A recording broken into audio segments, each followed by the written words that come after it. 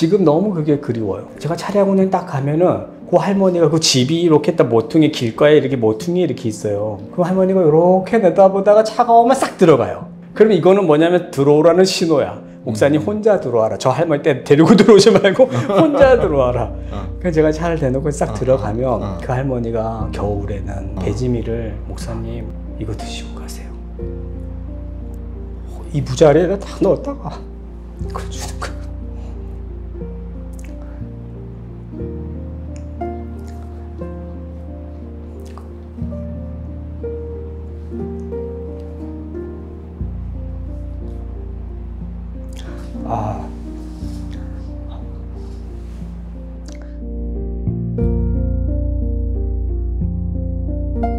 안녕하세요. 롬팔28입니다. 예, 오늘도 귀한 분을 모셨습니다. 우리 최기수 목사님이십니다. 네, 안녕하세요. 안녕하십니까.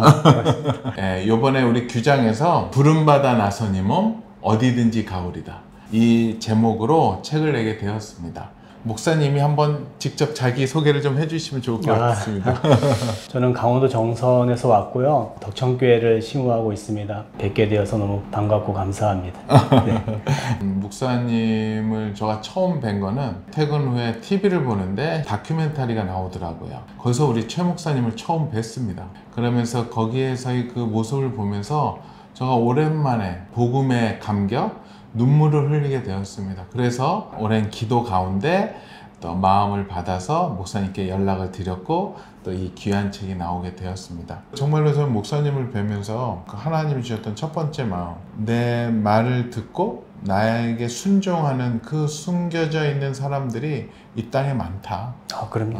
한국교회 저는 많이 힘들다 어렵다고 하지만 이렇게 목사님 같으신 분들 이렇게 뵈면 야, 그래도 하나님께서 사랑하신다. 네. 곳곳에 네. 숨겨진 사람들을 세워서 하나님의 나라를 이렇게 풀어 가시는 것을 보니까 전 너무 좋더라고요, 목사님. 그래서 목사님 책이 무조건 잘 돼야 됩니다. 우리 구독자님들이 도와주셔야 됩니다. 우리 목사님 책도 알려주시고 또 이 사역도 나눠주시고 해서 정말로 한국교회에 이렇게 귀한 하나님의 사역자들, 목사님들 또 그 가족들이 계시다는 것이 우리가 정말 알고 우리가 함께 중보하고 나아갔으면 좋겠습니다. 우리 덕천교회 그 상황을 좀 잠깐만 얘기해 주시면 좋을 것 같습니다, 목사님.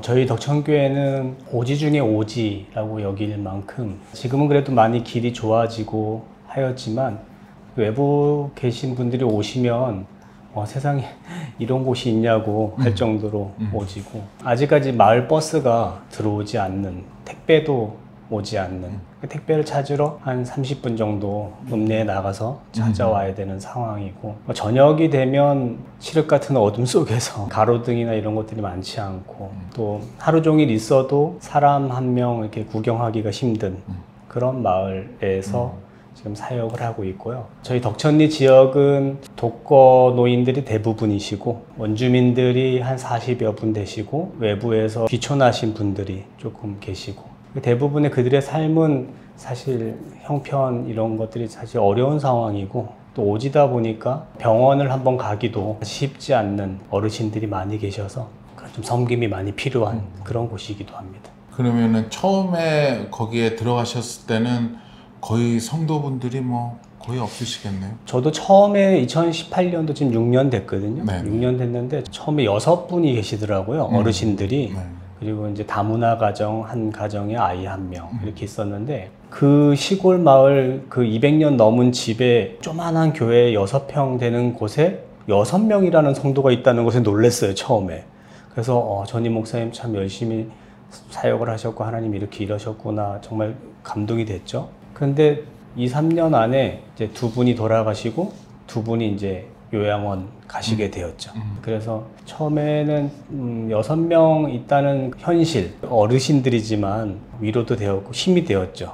네, 근데 사실 사역이라는 게 1년, 2년 지나다 보니까 그 6명의 성도들이 한 분 돌아가시고 한 분 돌아가시고 또 요양원에 한 분 멀리 떠나시고 하다 보니까 이게 지치더라고요. 한 분이 떠나실 때는 그 자리가 너무 무게가 큰 거예요. 그 방송에서도 나왔던 그 최옥녀 할머니 요양원에 이제 보내고 나서 그분이 깔고 앉으셨던 방석을 한 3개월간 못 치웠었죠. 맨 그 자리만 눈에 밟히고 성도분들이 예수 믿고 천국 가는 것은 너무 귀하고 기쁜 일이지만 한 명의 목회자로서는 뭐 600명, 6,000명 중에 한 명이 가는 것도 아니고 6명 중에 한 명 나오고 나면 거의 한 100명이 없어질 것 같은 그렇죠. 그런 느낌이, 그런 마음들이 들어서 처음에 참 그 마음이 너무 힘들더라고요.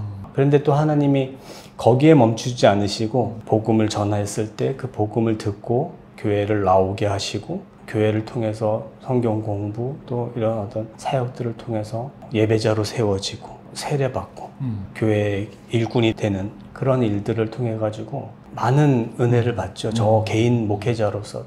6명이라고 하면은 네. 굉장히 낙심될 수 있고 네. 그런데 목사님은 그거를 되게 기쁘게 받으셨다고 말씀하시는데 덕천교회로 가기로 결정한 그 하나님 주신 말씀이 너무 강력했고 처음에는 살아도 주를 위해 살고 죽어도 주를 위해 죽나니 사나 죽으나 주의 것이로다는 그 말씀이 너무 본질과 비본질에 대한 그 말씀이 너무 강력했고 가서 그 현실 속에 그럼에도 불구하고 6명이 있다는 것에 하나님이 그냥 아무것도 없는 곳에다가 저를 세우지 않으시고 그 6명이라는 정말 어쩌면 어르신들의 나약한 힘없는 어르신들일지라도 정말 저에게는 큰 군사와 같은 복음을 가지고 정말 이 지역을 변화시킬 수 있는 그런 6명으로 여겨지더라고요. 그래서 저는 그 지역에 갔을 때 6명이 있다는 그 사실도 하나님이 나를 어차피 이곳에 세우시기로 하나님이 세우셨는데 그래도 아무것도 없는 아무도 없는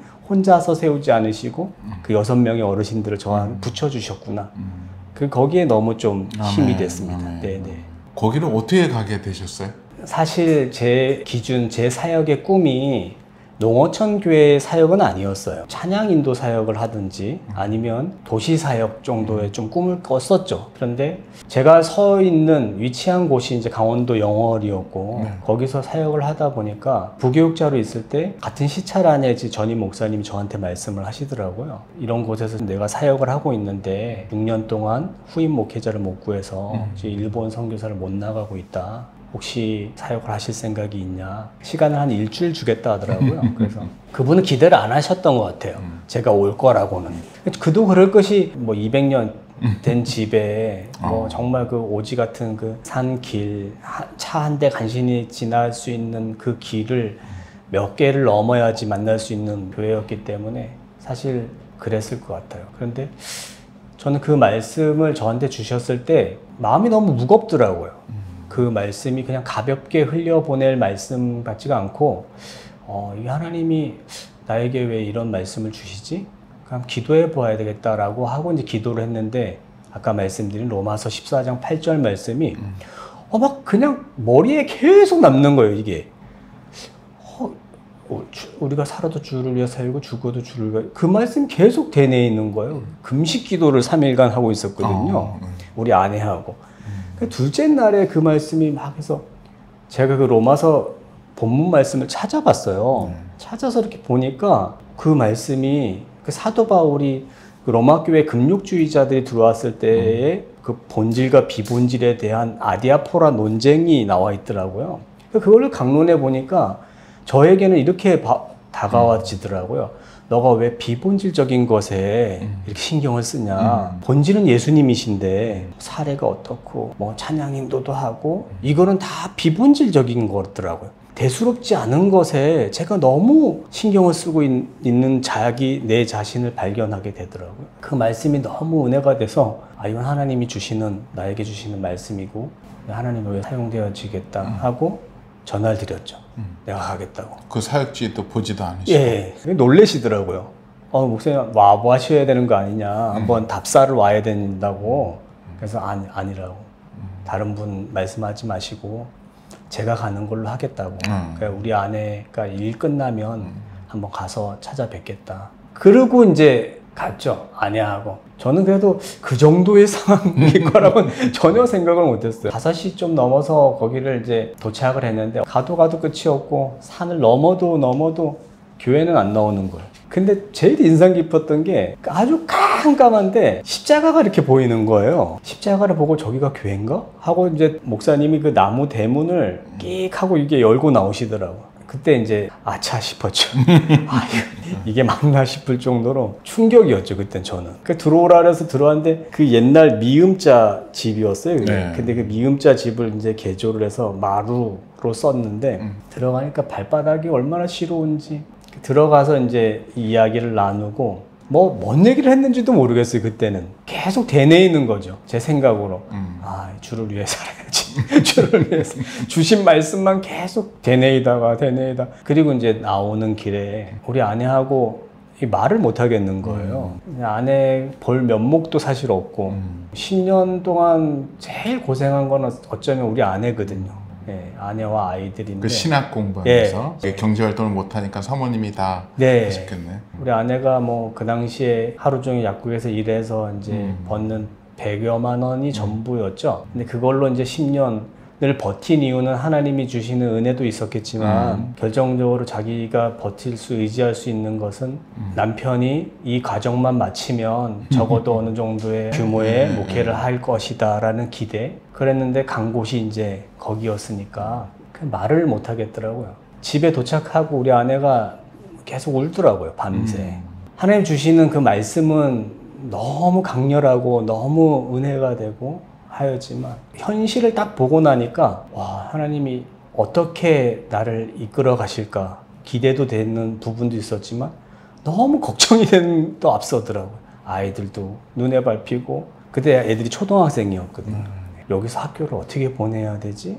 여기서 생활을 어떻게 해야 되지? 이런 삶의 걱정들이 먼저 좀 앞서더라고요. 목사님은 하나님의 말씀을 들었을 때 그렇게 바로바로 순종하는 것들이 언제서부터 그렇게 훈련이 되셨던 것 같으세요? 어려서부터 그 신앙의 유업으로 본받고 싶은 부분이 우리 아버님이 목사님, 전도사님에 대한 말은 절대 순종. 시골교회 그 당시에 우리 전도사님, 여전도사님이었는데 전도사님이 무슨 얘기를 해도 그거는 하나님의 말씀으로 받아들이시는 것. 저는 어려서부터 그거를 아버지의 모습을 통해서 봤어요. 항상 하시는 말씀이 그거였어요. 절대 전도사님이 얘기하는 것은 하나님 말씀하시는 걸로 여기고 해라. 그러면 전도사님이 설사 잘못했다 하더라도 그건 하나님의 영역이고 우리는 하나님이 세우신 종에 절대 순종하는 것이 우리의 본 자세다. 이런 말씀들을 어려서부터 좀 하셨던 것 같아요. 네, 그래서 이거는 하나님이 하시면 뭐 그 과정 속에서도 그 결과 속에서도 우리가 할 건 아니고 하나님이 하시겠다. 그게 조금 어려서부터 조금 훈련이 되지 않았나 싶습니다. 사모님은 그렇게 좀 충격을 받으시고 힘드셨는데 어떻게 이제 다시 목사님 그 뜻에 함께 하기로 하셨어요? 근데 우리 아내가 한 2, 3일 그 다음날 출근을 못 하는 거예요. 순종은 해야 되겠고 또 상황을 보면은 현실은 힘들고. 또 어렵고 그러니까 또 우리 아내 같은 경우에는 불신자 집안에 혼자 먼저 1세대로 왔고 제가 신학하는 가정 속에서도 처가댁에 우리가 어렵게 막 하니까 저도 좀 혼나기도 하고 뭐 하고 있는 거냐 처자식 내팽개쳐고 이런 이야기도 많이 듣고 또 우리 아내가 그 과정 속에 이제 유방에 섬유종이 나서 수술을 하는 그런 과정도 있었는데 그게 다 이제 저로 인한 게 원망으로 돌아왔었죠. 그런 일들 속에서 우리 아내가 말할 수 있는 것은 하나님의 때에 하나님이 신원시켜 주실 것이다라는 그런 기대였을 텐데 그게 많이 무너졌던 것 같아요. 그 마음들이. 근데 어느 날 3일째인가 이제 보니까 설거지를 막 하고 있는 거예요. 우리 아내가 여보 좀 괜찮아? 이렇게 물어봤더니 저한테 이러는 거예요. 뜬금없이 여보 나 약간 그만둘까? 거기 가려면 이제 일하지 않고 나도 이제 본격적으로 사모 사역을 해야 되지 않아? 거기 가면 이제 올인해야 되지 않을까? 이러는 거예요. 아주 밝은 환한 그 특유의 밝은 웃음으로 얘기를 하는 거예요. 그래서 정말 하나님 만지셨다. 저희 아내가 사랑한다 내 딸아 내가 너를 잘 아노라 그 찬양을 늘 좋아해요. 근데 제가 기도할 때 그랬어요. 우리 아내 하나님 한 번만 사랑한다 내 딸 한 번만 불러주세요. 저 상처 저 지친 마음을 하나님 사랑한다 내가 너를 잘 안다 한 번만 불러주세요. 그랬었죠. 그런데 하나님 만져주셨어요. 근데 우리 아내 어떻게 그렇게 마음을 먹었어? 그랬더니 본인이 너무 힘들어 너무 낙심이 됐었대요. 근데 어떻게 해야 되나 하다가 성경 그래도 하나님 말씀을 봐야 되겠다 해서 말씀을 딱 폈는데 요한에서 말씀을 본 거예요.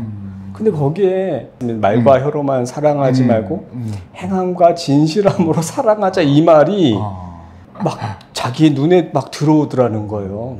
그래서 그 말씀을 보고 있다가 우리 아내 말이 내가 정말 말로 혀로만 주님 사랑한다고 얘기했는데 내가 지금 행함 속에 진실이 하나도 없어 보이더라는 거예요. 이 상황이. 그래서 내가 이렇게 있었으면 안 되겠다. 일어나야 되겠다. 그래서 완전히 하나님이 그냥 말씀으로 그냥. 네, 말씀으로. 그래서 딱 결단을 하고 아주 기쁜 마음으로 들어가게 됐죠. 목사님이 또 이렇게 완전히 죽을 병 거의 네. 위기 상황에서도 하나님 만져주셨다는 얘기 네. 봤습니다. 그 얘기도 잠깐 해주시죠. 저는 목회자가 될 거라고는 전혀 생각을 못했어요. 그냥 직장생활 열심히 하고 주어진 환경 속에서 믿음 잘 지키고 이렇게 생각을 하고 열심히 이제 믿음 생활 한다고 하는 과정 속에 부르심이 조금 몇 번 있었던 것 같아요. 결정적으로 저는 장이 좀 약해요. 근데 어느 순간 결혼하고 얼마 2001년 이때쯤 돼서 출혈이 생기더라고요. 화장실을 가고 나면 화장실의 변기가 그냥 온통 피가 될 정도로 출혈이 막 생기는 거예요. 그래서 결국은 이제 작은 병원부터 해서 이제 서울 삼성병원까지 이제 가게 됐죠. 이제 장 출혈이 생겨가지고 수혈을 받아야 할 정도로 수치가 많이 떨어진 상태였고, 그래서 결국은 장을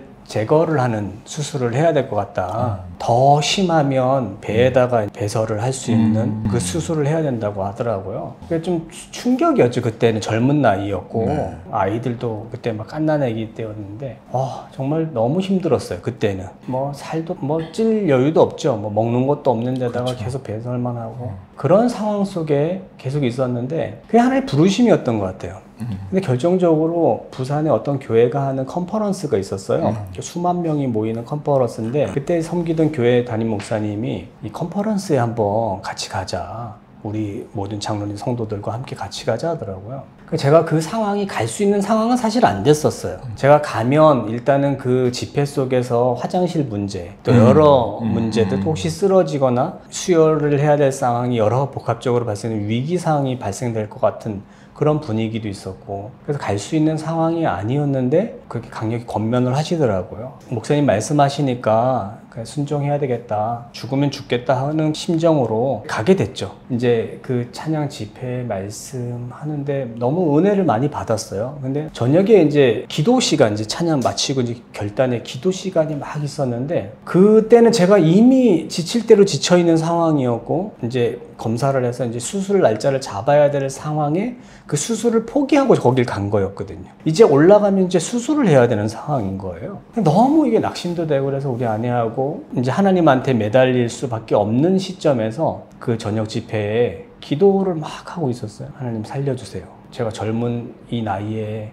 똥을 받는 이거를 달고 다니면 이 상황들이 막, 아이들도, 어린 아이들도 막 눈에 막 스쳐 지나가고, 그날 막 밤새 막 또 우리 같이 간 성도님들도 그 기도 제목을 가지고 같이 막 기도를 막 하고 있었어요. 근데 저는 좀 너무 감사한 게 말씀으로 좀 하나님 먼저 주시더라고요. 말씀을 주시고 그 말씀대로 순종하면 하나님이 이루시는 것을 또 보게 하시고, 그 갈라디아서 2장 20절 말씀이 늘 잘하는 말씀이 그날도 막 내 가슴을 요동치는 거예요. 내가 그리스도와 함께 십자가에 못 박혔나니 그런즉 이제는 내가 사는 것이 아니 오직 내 안에 산 그리스도께서 사시는 거예요. 그 말씀이 막 하면 이제 내가 육체 가운데 사는 것은 나를 사랑하사 나를 위하여 자기 자신을 버리신 하나님의 아들을 믿는 믿음 안에 사는 것이다. 이 말씀이 막 오는 거예요. 제가 뭔 결단을 했냐면, 나는 오늘 죽었다. 나는 오늘, 나 인간 최기수는 오늘 나는 죽었다. 이후에 수술에 뭐 어떤 결과를 논하기보다 나는 오늘 죽었다. 내가 이제 사는 것은 나를 사랑하사 나를 위하여 자기 자신을 버리신 하나님의 아들 예수 그리스도를 믿는 믿음 안에 사는 것이다. 이 말씀으로 충만했어요. 정말 그날 밤이 너무 천국과 같더라고요. 뭐 수술은 뭐 생각도 안 되고 너무 기쁜 거예요. 내가 이미 나는 죽은 거고, 죽고 요단을 건너 천국에 간 느낌처럼 너무 기쁜 거예요. 그래서 이제 그 다음날 집회가 다 마쳤어요. 근데 제가 하나 소망을 한 게 있었어요. 뭐였냐면 그 수만 명, 그때 뭐 엄청 많이 모였어요. 막 강사 목사님이 저기 뭐 점처럼 보이는 집회였는데, 저 목사님한테 한번 기도를 한번 받아봤으면 좋겠다라는 소망이 있었어요. 그 집회가 다 마치고 부산에서 이제 올라오려면 시간이 4-5시간 걸리잖아요. 근데 그날 비가 막 오는데 장로님이 누군가 그러더라고요. 그 강사 목사님 교회를 한번 갔다 갔으면 좋겠다. 탐방하자는 거예요. 가서 기도하고 가자. 저는 솔직히 어제 죽었어도 또 몸이 또 피곤하니까 제가 그 3박 4일 동안 얼마나 좀 육체적으로 힘이 들었냐면 화장실 가고 나면 그 휴지 가져가가지고 제가 흘린 그 피를 닦는 게 일이었어요. 피를 닦고 누가 보면 놀라지 않을까 싶어가지고 피 닦고 다시, 그리고 또 이게 계속 잔변감이 있어가지고 갔다가 또 갔다 또 갔다, 이게 계속 반복하는 상황이었거든요. 그런 피곤함이 계속 있었던 상황이라서 그 교회를 간다는 게 조금 무리 같기도 하고, 거기를 왜 가지, 바로 갔으면 좋겠다, 속으로는 그렇게 마음을 먹었는데 이제 그 교회를 가게 됐어요. 그 십자가가 3개가 있는 그 동산에서 기도를 하는데, 그 좀 전에 그 백스코 그 행사의 강사 그 목사님, 주강사 목사님 그 교회였는데, 그 강사 목사님이 뚜벅뚜벅 걸어 내려오시는 거예요. 그래서 이제 담임 목사님이 뛰어가셔가지고 우리 교회 집사님 한 분이 지금 수술을 앞두고 있는 상황인데 기도를 좀 해주셨으면 좋겠다. 소원한 대로 그날 제가 바닥에 무릎을 꿇고 그 목사님이 아주 강하게 기도를 해주셨죠. 그리고 이제 수술을 위해서 예약을 한 날짜에 기다리고 있는 동안에 몸이 어느 순간 딱 이렇게 난 건 아닌데 화장실을 가던 게 점점 줄어드는 거예요. 그리고 피가 온통 피바다였는데 점점 줄더니 나중에는 거의 한 10년 만에 굵은 똥이 굵은 똥이, 죄송해요 이런 표현, 굵은 똥이 나오더라고요. 좀 놀랬죠. 그러다가 이제 그 수술을 앞두고 해서 마지막 검사를 해요. 그 검사를 이제 하고 보러 갔는데 그 선생님이 첫 마디에 딱 이런 얘기를 하셨어요. 뭐 좋은 거 드셨어요? 이러더라고요. 이 정도면 수술 안 해도 되겠는데? 딱 그러시더라고요. 그날 전율이 느껴지더라고요, 저희는. 우리 안에 막 펑펑 울고 거기서 막 전율이 느껴지고. 왜냐면 수술을 안 한다는 거는 제 삶에 어제 죽은 게 다시 살아난 거잖아요. 전까지는 수술을 하면 젊은 나이에 이게 그 전의 삶은 너무도 힘든 상황이었는데 그 하나님이 그 의사 선생님의 입술을 통해서 그 말씀 딱 하는 거와 동시에 살았어요. 그러더니 보여주시더라고요. 그 전과 후의 사진을. 근데 요거는 보시면 제가 모르는 제가 봐도 혈어가지고 피가 나고 막 다 막 모양이 이상한데 후에 그 장의 모습이 헐었던 모든 것들이 다 아물어진 거예요. 다 메꿔지고. 그 피가 안 나오는 그 상황을 보여주더라고요. 이 정도면 수술 안 해도 되겠다. 그래서 지금까지 제가 수술 안 했어요. 그럼 그게 계기가 돼서 이제 목회자의 길로 콜링은. 네, 제가 그래서 야 나는 오늘 죽었다. 예수 믿는 믿음 안에 살아야 되겠다 라고 생각을 하고 내가 이제 목회자의 길로 가야 되겠다라고 결심을 했죠. 그래서 이제 준비하면서 그때 여전히 직장 생활을 하면서 몇 번 이제 얘기를 했었죠. 제가 신학교 가서 사표를 써야 되겠다라고 얘기를 했는데, 그때 직장에서 하고 있던 뭐 실험실장, 영업부장 이런 분이 이제 막중한 책임이 또 있어서 계속 안 된다고 하는 거예요. 하나님 어떻게 이 놓여져 있는 지금 맡고 있는 일들을 어떻게 잘 해야 될까라고 이제 기도하게 되었고, 하나님 또 강력하게 그 기도를 응답해 주셔서 이제 신학교로 가게 되었죠. 제가 이제 목사님 책을 준비하면서 하나님 이 책이 나와야 될 이유에 대해서 저한테 말씀해 달라고 기도했었어요. 그럴 때 이제 하나님이 저한테 주셨던 마음이 있어요. 아직 이 시대에 이름 없이 빛 없이 하나님의 뜻을 순종하는 나의 자녀들이 있다라는 것을 하나님께서는 자랑하고 싶었다라는 그 마음을 주셨어요. 그리고 그런 외로운 사역을 하시는 그 목사님들에게 격려하라는 하나님의 선물일 것 같아요. 이 책이. 그리고 하나님 나라의 진짜 성공이 무엇인가에 대해서 하나님은 얘기하고 싶으신 것 같아요. 하나님 나라의 진짜 성공은 목사님은 무엇이라고 생각을 하세요? 주님의 기쁨 되는 것 같아요. 주님의 기쁨이 되는 것. 네. 하나님이 저를 덕천이 세우셨고 부르신 이를 기쁘게 하는 것, 주님이 원하시는 마음이 무엇일까라고 묵상해 보면 결국은 주님이 찾으신 한 영혼 같아요. 그 한 영혼을 섬기고 복음으로 나아가는 그 속에 주님이 기뻐하시는 그 삶, 그게 하나님 나라 완성이지 않을까. 충성은 어떻게 생각하세요?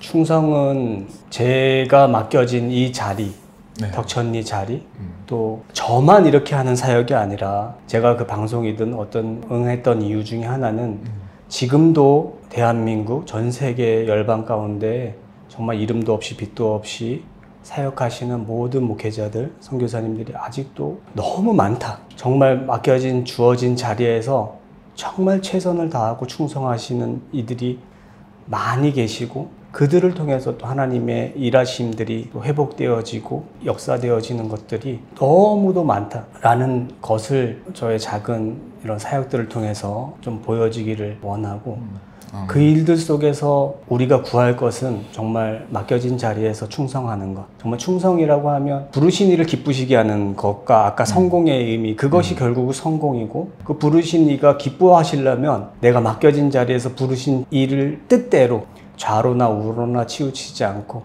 정말 하나님의 말씀대로 말씀하시고 그 말씀의 뜻대로 전진하는 것. 그것이 충성 같아요. 그 추천사가 몇 분을 써주셨는데 네네. 우리 이찬수 목사님도 써주셨어요. 네, 우리 감사합니다. 분당 우리 그 이찬수 목사님 추천사 중에서 제가 한 구절 읽겠습니다. 이 이야기가 오늘도 산골, 농어촌, 섬을 비롯한 모든 땅끝에서 이름 없이 빛도 없이 견디고 버티며 보이는 열매가 없어도 신실하게 사역하는 착하고 충성된 종 한 분 한 분에게 힘과 격려가 되기를 바랍니다. 또한 아골골짝 빈들 대신 편한 곳에 머물고 싶은 우리의 안일한 마음을 깨우고 기도와 섬김으로 기쁘게 동용하도록 손잡고 끄는 나팔 소리가 되기를 소망합니다.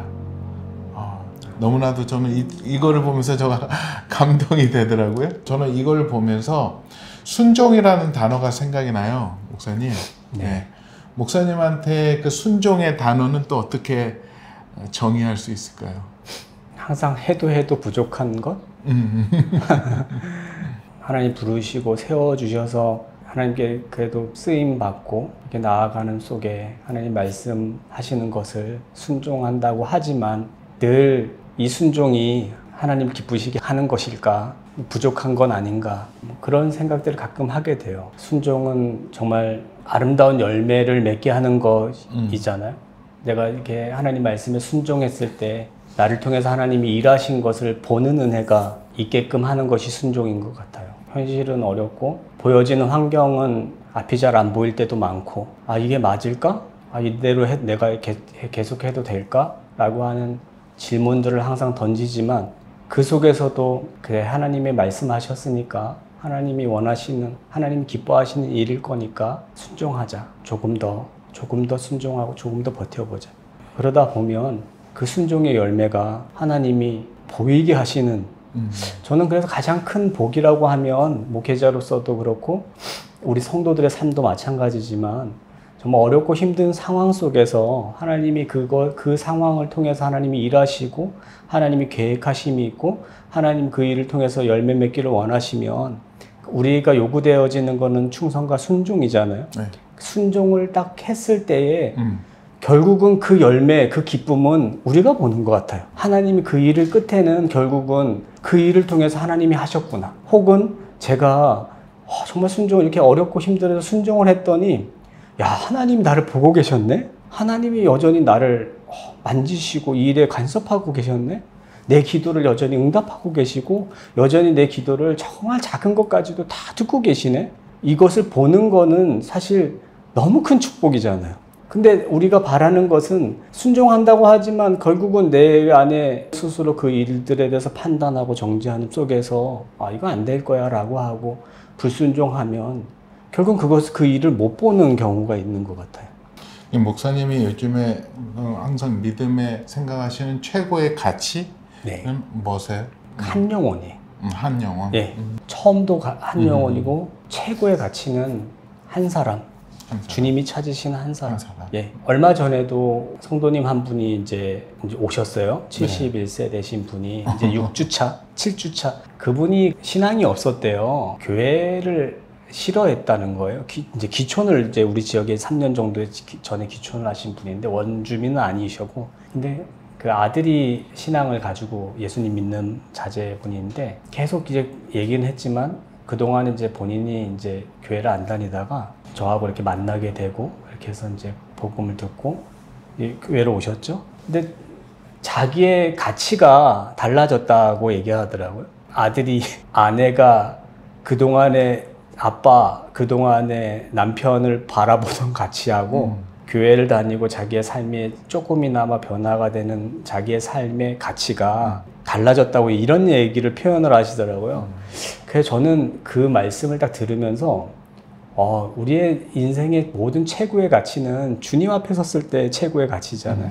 그 가치가 저의 최고의 가치인 것 같아요. 그래서 한 영혼이 복음을 듣고 예수로 돌아오는 것, 예수께로 돌아오는 것. 최옥녀 네. 할머님 얘기를 한번 해주셨으면 좋겠는데. 처음에 이제 제가 갔을 때 6명이었는데 네. 6명 중에 한 분이 그 최옥녀 할머니였어요. 계속 교회를 다니신 건 아니고 제가 처음에 갔을 때 이 전임 목사님이 저 할머니 조금 어렵다고 얘기하시더라고요. 왜냐하면 그 할머니의 성향이 또 그러셨어요. 성격도 그러시고 제가 갔는데 예배를 안 나오시더라고요. 그래서 어느 날 찾아갔어요. 그러니까 목사님도 바뀌었지 이제 그분하고 조금 정들라고 하는데 이제 가시니까 이제 본인 산 믿었으니까 산을 예, 산신 믿는 분이었어요. 그래서 제가 이제 한번 갔어요. 그분을 모시러. 저보고 최 씨라고 어디 최 씨냐 물어보는 거예요. 경주 최가라 했더니 자기는 강릉 최 씨, 우리 큰 집일세 이러더라고요. 자기는 세상에서 최 씨가 제일 좋대요. 자기가 최 씨라고. 그러면서 최 씨 목사님이 왔으니 교회 나가봐야 되겠네 이러시더라고요. 그래서 이제 오시게 됐어요. 오셨는데 한두 주 이렇게 오시다가 그 어머님 뭐라 그러시냐면 맨날 목사님 다음 주부터 난 안 나와요. 교회 안 나온다고. 그러니까 조용히 저한테 얘기하는 게 아니라 예배 마치면 그 할머니가 나오지도 않고 서서 다음 주부터 안 나. 나 이제 다음 주부터 안 나. 나오니 뭐 허리만 아프고 막 그러더라고요. 계속 그러니까 나중에는 막 화가 나는 거예요. 옆에 할머니들도 그러면 뭐 나도 오지 말지 뭐. 그게 전염이 되는 거예요. 그래서 이제 저 이불 하나님 만져주세요. 근데 하나님 진짜 그 이불 만져주셨는데 계기가 어느 날 하루 5월달이었는데 이분이 안 나오셨어요. 차량 운행 가는 길에. 그래서 속으로는 또 그냥 가고 싶더라고요. 이제 오늘 가면 분명히 뻔할 텐데. 근데 또 들어가고 싶은 마음이 또 있는 거예요. 같이 탄 할머니한테 그 할머니는 그냥 가요 목사님 그냥 가요. 그래서 제가 들어갔다 오겠다고 하고 차를 대놓고 이제 들어갔는데 문을 여니까 찌른 데가 막 진동을 하는 거예요. 그 옛날 집에 이렇게 들어갔더니 막 이 물이 막 큰 거네. 그 보니까 이게 오줌이에요. 오줌. 그 들어가서 보니까 그 할머니가 누우셨는데 이부자리에 누웠는데 일어나지도 못하고 눈이 그냥 다 풀렸어요. 다 풀려서 목사님 저 이러고 있는 거예요. 왜 그러시냐 했더니 목사님 오줌이 안 멈춰요. 오줌이 안 멈춰요. 그러더라고요. 어머니 병원에 가셔야지 여기 이렇게 있으면 어떡하냐. 일어날 기운조차 없는 거예요. 옆에를 딱 봤는데 오줌이 흘렀는데 이 오강도 없어가지고 그 찌그러진 밥솥 내피에다가 오줌을 넣고서 우리 덕천교회 달력을 거기다 덮어놨는데 이게 차고 넘쳐가지고 흐른 거예요 막. 근데 그날 하루만 더 있으면 이분 뭐 탈수 증상도 있거니와 눈이 거의 풀리셔서 119를 불렀죠. 오늘 주일이니까 예배 마치고 가겠다고 하고 제가 이제 무릎을 꿇고 그러니까 막 오줌이 배에 들어와가지고 여기가 이제 다 젖었어요. 손을 이제 얹고서 이 불쌍한 영혼 하나님 만져주옵소서. 하나님 이 불쌍한 영혼 하나님 고쳐주옵소서. 하나님 이 영혼 회복시키시고 교회의 기둥과 같은 일꾼 되게 하여 주옵소서. 그리고 이제 저는 이제 119만 부르놓고 가시는 거 못 보고 이제 교회로 와서 예배를 드리고 지금 이런 상황이다. 기도해달라고 하고 같이 기도하고 예배 마치고 이제 그 청소하고 오줌 다 버리고 이런 다음에 한 일주일 후에 이제 그 퇴원시키러 이제 갔어요.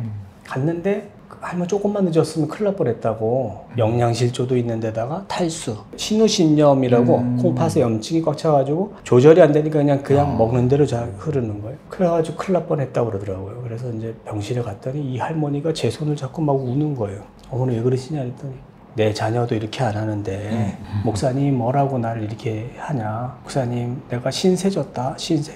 내가 다른 걸로 신세 갚을 건 없고 목사님 교회 나오는 거 그렇게 좋아하니까 내가 앞으로 예수 믿는 거 그 교회 빠지지 않고 나갈게요 그러더라고요. 그래서 교회를 나왔어요. 근데 그 하나님이 진짜 그 입을 닫게 하신 거예요. 야, 그 이후로는 그 말이 절대 안 나와요. 나 다음 주부터 교회 안 나와요. 이게 안 나오고 모든 공예배, 성경 공부 다 잘 나오셔요.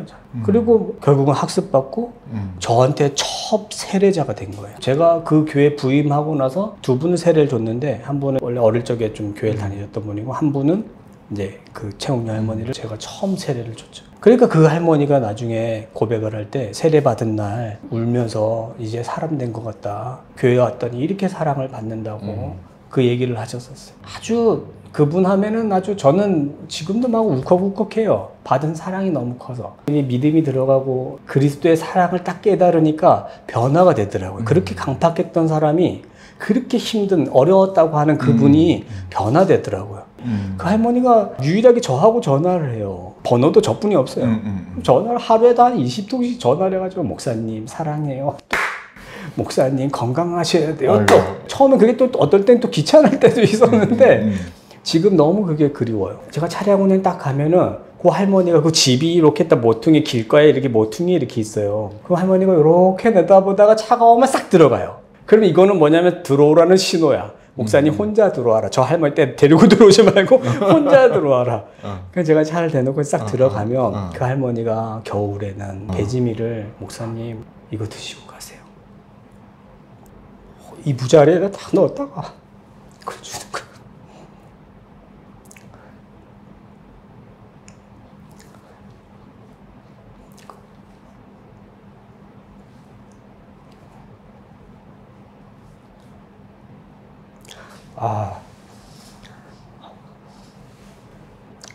그때는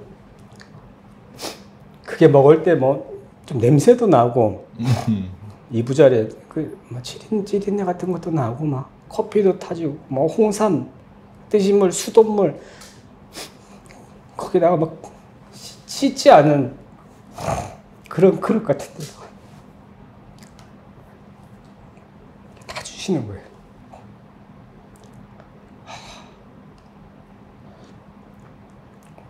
근데 그때는 막 이거 먹어야 되나? 근데 그때 그렇게 사랑을 받았죠. 그 배지밀. 그래도 목사님 사랑한다고 그 추운 날 그 배지밀 따뜻하게 데워서 드시고 가세요.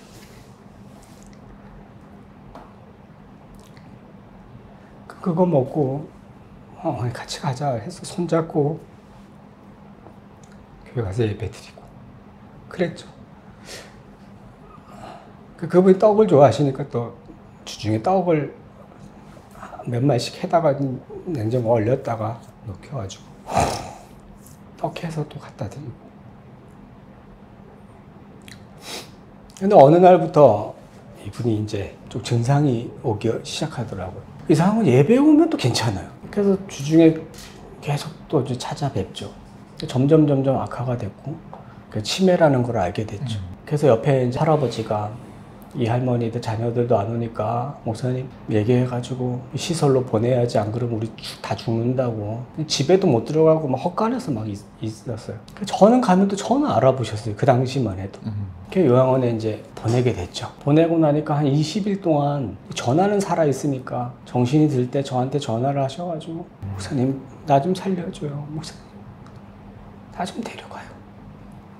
목사님 나 좀 도와줘요. 나 좀 데려가요.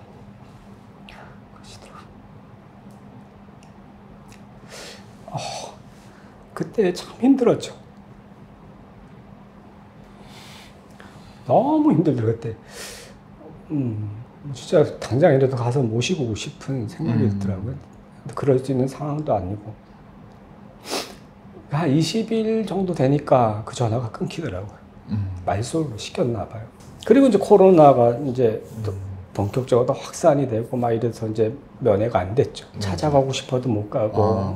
예, 그래서 계속 전화로 확인하고. 그다음 이제 코로나가 완화가 되는 시점 작년에 이제 후반기쯤 돼서 면회를 잡았죠. 그날 이제 촬영하러 온 날하고 겹치게 되었고 같이 가서 이제 만나 뵙게 되었죠. 만났는데 목사님도 그때는 이제 못 알아보고 완전히 이제 다 전혀 뭐 교회는 아주 까마득히 저도 못 알아보고. 근데 믿음을 다 잃어버렸다는 그 상황도 상황이지만 저를 마음에 울컥하게 했던 게 이제 그 코로나 전이 될까봐 비닐 장갑을 이렇게 끼셨는데 손을 이렇게 처음에 못 잡게 하시다가 제가 상황을 보고 우니까 그 할머니가 손을 이렇게 내리시더라고요. 그래서 제가 이제 손을 이제 잡았어요. 잡았더니 그 할머니가 뭐라 하시냐면 손이 이렇게 차세요 이러더라고요. 그 할머니가 평상시에 손 잡을 때마다 하던 말씀이에요. 목사님 손이 이렇게 차세요. 장갑 끼고 다니세요. 그 말 계속 했거든요. 그날 그 얘기를 하더라고요. 손이 이렇게 차냐고. 제가 거기에 막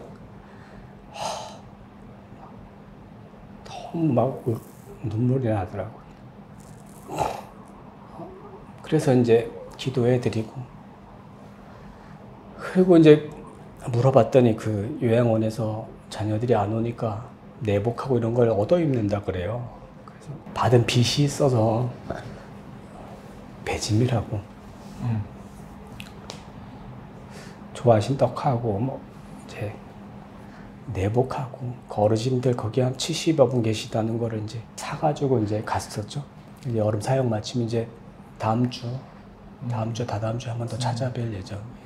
목사님의 그 아까 말씀하셨던 한 영혼, 그 할머니를 통해서 목사님의 그 마음이 흘러가는 게 정말로 느껴지고 한 영혼을 또 새롭게 추수하는 과정인 것 같네요, 목사님. 네.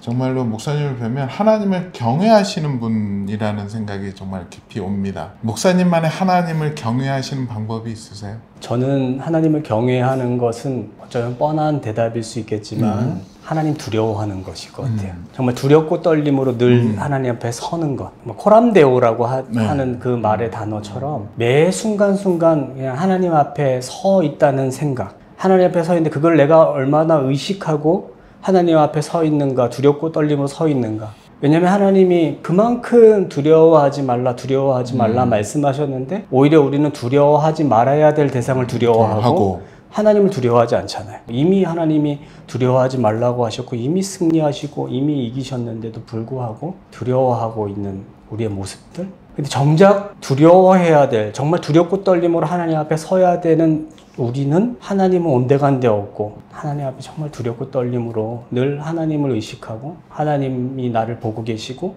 하나님이 나와 함께 하시고 하나님의 음성을 듣고 하나님을 바라보고 그러므로 하나님의 얼굴이 나를 향해 비추어지는 것. 그게 하나님 경외하는 것 같아요. 책에 보니까 네. 내 머릿속에 문득 들어온 단어가 있었다. 결산. 나도 내 삶, 목회자로서의 사역, 주님이 맡겨주신 일들을 가지고 주님 앞에 서는 날 주님 앞에서 결산 받을 때가 있지 않는가. 네. 요즘에 결산이라는 단어가 들어오세요? 네. 그 결산이라는 단어가 네. 문득문득 그러니까 제 사역을 혹은 어떤 그날 복음을 전하다가 조금 뭐 지친 일이 있다든가 네. 혹은 또 기쁜 일이 있다든가 요새는 결산이라는 단어가 자꾸 문득 묵상이 되기도 하고 그렇더라고요. 제가 처음에 그 계기가 우리 아내가 항상 이제 4, 5월 달 물이 얕을 때 다슬기를 잡아요. 1년에 한 번 정도. 한 요만큼 잡으면 올해도 그 잡아와가지고 갑자기 저를 이제 부르는 거예요. 불러가지고 여보 빨리 나와봐 이러더라고요. 그래서 나가봤더니 아주 기쁜 마음으로 이 자기가 잡아온 다슬기를 가지고 여보 목사님 이거 보세요 우리 이만큼 잡았어요 이렇게 하더라고요. 그 다슬기를 보고 그래서 와 잘했다 내일 진짜 실컷 맛있게 먹겠다 이랬어요. 근데 그리고 이제 딱 돌아서는데 그 결산이라는 단어가 들어오더라고요. 아 그렇지. 내 사역의 끝에도 결국은 주님 앞에 서는 날 주님 앞에 기쁨으로 서서 주님 내가 이렇게 사역하다 주님 앞에 섰습니다. 주님 너 뭐 했네. 주님 내가 이렇게 한 영혼 부족하지만 이 한 영혼 같이 천국에 왔어요. 이 결산 주님 앞에 섰을 때 그리스도의 심판대 앞에 서서 상급을 받은 그 순간에 그래 잘했다 충성된 종아 너 참 잘했구나. 너가 수많은 목양을 한 건 아니지만 정말 내가 그렇게 찾고 그렇게 원하던 저 한 영혼 너가 데리고 왔구나. 그 이름들도 써놓으셨던데. 네. 그 누구죠?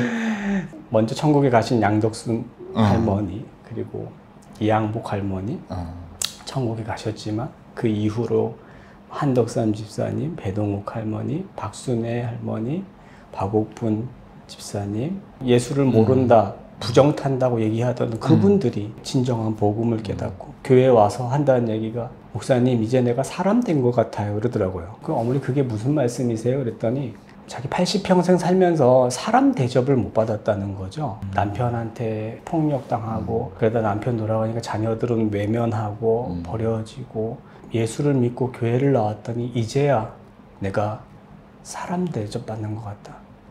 이제야 내가 나를 사랑하는 누군가가 있다는 것을 깨달았다라고 하는 그 말씀이 너무 가슴이 울리더라고요. 그때 제가 생각한 게 그렇지. 복음 안에 들어왔을 때 진정한 사람이 되는 거구나. 하나님의 형상대로 지음받은 그 존재, 최고의 가치의 존재가 되는 거구나. 저도 그래서 결산이라는 그 단어가 제 가슴에 들어온 이후부터 사역에 대하는 뭐 제 태도나 내 마음들이 달라지더라고요. 더 섬기게 되고 더 사랑으로 다가가게 되고 그런 것 같아요. 그 하나님을 경외하고 하나님께 순종하기 위해서는 하나님의 마음을 받아야 되잖아요. 하나님의 뜻을 분별해야 되잖아요. 목사님의 하나님의 마음을 받는 방법은 어떤 게 있습니까? 뭐 먼저는 기도 같고요. 새벽을 깨워서 기도하는 거. 사실 새벽 예배를 해도 우리 성도님들이 올 수 있는 환경은 안 돼요. 그냥 혼자? 새벽 예배를 한두 번 이제 오시긴 하지만 못 오시는 날도 많고 뭐 새벽 예배를 오려면 뭐 산을 걸어서 넘어오셔야 되는 상황이고 차량 운행도 어려진데 좀 그런 상황은 안 돼서 저는 오히려 새벽 시간에 혼자서 또 아내하고 혹은 이렇게 강대상에서 기도할 때가 제 모든 목회자로서의 가장 충만하고 가장 좋은 시간? 주님과의 어떤 대면, 주님과 제 가장 만족하는 시간? 깊이 기도할 수 있는 그 시간이 제일 행복한 시간인 것 같고 하루의 삶 속에. 그리고 이제 말씀 속에 저는 이렇게 말씀을 읽고 묵상 가운데 그 말씀을 계속 떠오르게 하시더라고요. 그게 최고인지. 최고죠. 뭐 의심할 저기도 없고 그냥 하나님이 딱 말씀을 딱 주시는 거. 할렐루야. 저는 그게 너무 은혜예요. 어째 할 말씀이 하나님이시니까 말씀으로 딱 하나님 저에게 딱 주시고 주신 말씀의 뜻이나 하나님 말씀의 의미가 무엇일까? 라고 정말 본문을 찾아봐서 하나님이 원하시는 뜻 그리고 하나님이 무슨 어떤 품고자 하시는 비전 이런 것들을 보이시더라고요. 그래서 하나님 앞에 더 나아가는 것 같아요. 부름받아 나선 이 몸 어디든지 가오리다. 프롤로그에 이렇게 쓰셨어요. 저가 너무 은혜가 돼서 하나님이 기뻐하시는 삶 속에서 매 순간 믿음으로 순종하며 살아갈 때 반응하시는 하나님으로 인해 주님의 기쁨이 나의 기쁨이 되는 것임을 다시 한번 깨닫게 하셨다. 하나님의 꿈은 꾸는 것이고 하나님의 비전은 품는 것이며 하나님께서 주신 사명은 행하는 것이고 하나님의 사역은 즐기는 것이다. 한 걸음 떼기조차 두렵고 힘든 나날 속에 거할 때라도 그 걸음을 인도하시니가 하나님이셨다는 것을 너무나 잘 알기에 오늘도 말씀 앞에 서서 순종의 한 걸음을 내딛게 된다. 저는 이 고백이 너무나도 정말로 좋았습니다, 목사님.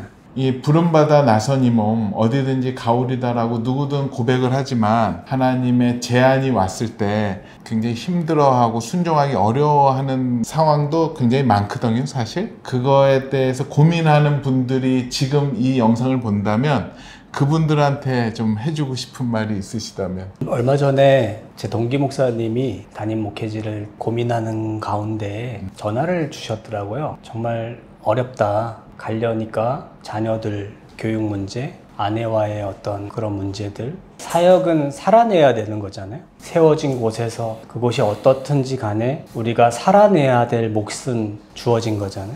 사실 많이 어려웠다는 말을 하면서 저보고 형님 거기 덕천교회로 가게 된 그런 마음들을 자기도 막 갖고 싶다, 품고 싶다 이런 얘기를 하더라고요. 힘들죠. 사실 어렵고 모든 목회자들, 모든 사역자들이 하나님이 세우셨지만 하나님이 관여하지 않으시는 것 같은 상황도 펼쳐지고 앞이 보이지 않는 것 같은 하나님이 나를 내버려 두신 것 같은 다윗의 고백처럼 뭐 그런 일들도 있겠죠. 뭔가 결단을 하고 할 때도. 그런데 저는 그런 상황일지라도 결국은 그 일을 통해 가지고 하나님이 일하시려고 하신다고 하면 내가 순종하고 나아가면 그 뒷일은 내가 하는 게 아니라 하나님이 하신다는 것이죠. 그런데 우리의 삶 속에 쉽게 결단할 수 없는 문제들이 있죠. 많이 어렵고 힘들고 불보듯 뻔한 고난의 길이고 그렇지만 결국은 그 과정은 걸어내야 되는 거고 살아내야 되는 거고 하나님이 그것에 계획하심이 있고 뜻하심이 있다면 걸어내야 될 몫은 우리에게 있는 거죠. 정말 나를 통해 가지고 이 일 끝에는 반드시 하나님의 일하심이 있다고 한다면 그 일을 끝까지 견뎌내고 인내하고 참아내고 끝까지 하나님의 말씀대로 순종의 길을 걸어갈 때 그 일의 끝에 하나님을 보게 되는 것 같아요. 기도하고 있는 고민거리가 하나 있었는데 또 우리 목사님 그 말씀으로 끝까지 가겠습니다. 아멘. 지금 이제 목사님처럼 빛도 없이 이름도 없이 전 세계에서 하나님의 순종하고 따라가는 그 사역자님들 있잖아요. 네. 그런 동지 우리 목사님과 목회자들 네. 또 평신도 사역자들에게 또 가정에서도 혼자 외로이 믿음을 지키면서 섬기는 또 우리 가정주부 집사님들도 많이 계실 텐데요. 그분들한테 순종하고 나아가는 사람들한테 주시는 격려의 말씀 한번 해주시죠. 격려라고 한다면 그 일들 속에서 하나님이 개입하시고 간섭하시는 그 은혜로 말미암아서 오히려 그곳에서 버티고 계시는 분들이 더 복되다. 정말 여전히 하나님이 불꽃 같은 눈동자로 지키시고 보호하시고 하나님이 함께 하신다고 역사하는 그 현장에 계시는 여러분들이 정말 복된 분들이라고 말씀드리고 싶어요. 저도 그렇더라고요. 정말 그 어려운 환경 속에서도 하나님이 나를 보고 계시는 것, 그 사실 하나가 너무 기쁘고 너무 행복한 목회자구나. 세상의 기준으로는 만족할 수는 없겠지만 우리는 세상의 기준으로 사는 사람이 아니고 하나님 나라의 기준으로 사는 사람들이니까 하나님 나라의 기준으로 잣대로 보면 지금 고생과 고난과 그런 기도 제목을 가지고 주님 앞에 엎드리고 정말 주님 앞에 몸부림치는 그분들이 더 복되다. 하나님의 시선이 그분들을 향해 주목해 계시고 지금도 그 기도를 하나님 기뻐 흠양하고 계시다. 아멘. 그래서 그분들이 더 한턱을 내셔야 되겠네요. 아, 그럼요. 힘내시고 어려움들 속에서 정말 내가 하나님 앞에 서 있다는 사실 그리고 하나님이 나를 보고 계신다는 사실을 만끽했으면 좋겠어요. 아멘. 만끽하고 기쁨으로 나아가면 되다 보면 환경은 하나님이 대로를 열어주시는 거니까 어떻게 하나님께 나아가느냐의 문제가 저와 여러분의 몫인데 그것이 복이다. 그 복이 다 가득가득 들어간 책이 여기 있습니다. 여러분들 이 책 많이 보시고 또 은혜 나눠주시고 소문도 내주시고 중보해주시고 네. 축복해주시고 또 여러분 주위에 있는 숨어서 사역하는 분들 뒤돌아보시고 중보하시고 도우시는 그런 일들이 이번 기회에 또 더 많이 일어났으면 좋겠습니다. 목사님 마지막으로 부름받아 나선 이 몸 어디든지 가시고 또 가 계시는 분들을 위해서 함께 그분들을 위한 기도해 주시고 마쳤으면 좋겠습니다. 네, 알겠습니다. 기도하겠습니다. 하나님 아버지 주님의 크신 은혜 감사합니다. 오늘 이 부족한 종을 이곳 가운데 부르시고 하나님의 일하시고 행하신 일들을 노래하고 찬양할 수 있도록 허락하신 것 감사합니다. 하나님 바라고 원하기는 이 책 부름받아 나선 이 몸 이 책을 통해서 하나님의 선하시고 기뻐하시고 온전하신 뜻이 이루어질 수 있도록 역사하여 주옵소서. 지금도 복음을 가지고 주여 주님의 말씀 가지고 나아가 사역하는 모든 이들 가운데 하나님 위로가 되게 하여 주시고 이 책을 통해서 하나님의 일하심과 역사하심을 보는 경험되어지는 그런 놀라운 역사로 충만케 하여 주옵소서. 하나님 때로는 힘들고 어려움 속에 있는 분들도 있습니다. 이것이 이 길이 맞는가 고민하며 기도에 몸부림치는 이들도 있을 것입니다. 하나님 그러나 그 일들 속에서 하나님의 역사하심들을 보는 은혜가 있게 하여 주시고 지금도 사랑한다 내 딸아 내 아들이라 말씀하시는 그 주님께서 보고 계시는 그 은혜가 만끽되어지며 누려지며 경험되어질 수 있도록 은혜 위에 은혜 더하여 주옵소서. 예수 그리스도로 말미암아 충만케 하여 주시고 정말 많은 이들이 위로받고 힘을 얻어 다시금 복음 앞에 서서 다시금 순종의 삶을 걸어가 주님 보시기에 충성된 삶 살아갈 때 하나님의 기쁨이 나의 기쁨 될 수 있도록 역사하여 주옵소서.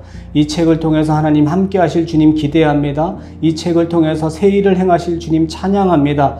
역사하여 주시고 하나님이 회복을 명하셨으니 회복하신 대로 하나님 새 일을 부릴 듯 일어나게 하여 주옵소서. 감사하며 예수님 귀하신 이름으로 기도하옵나이다. 아멘.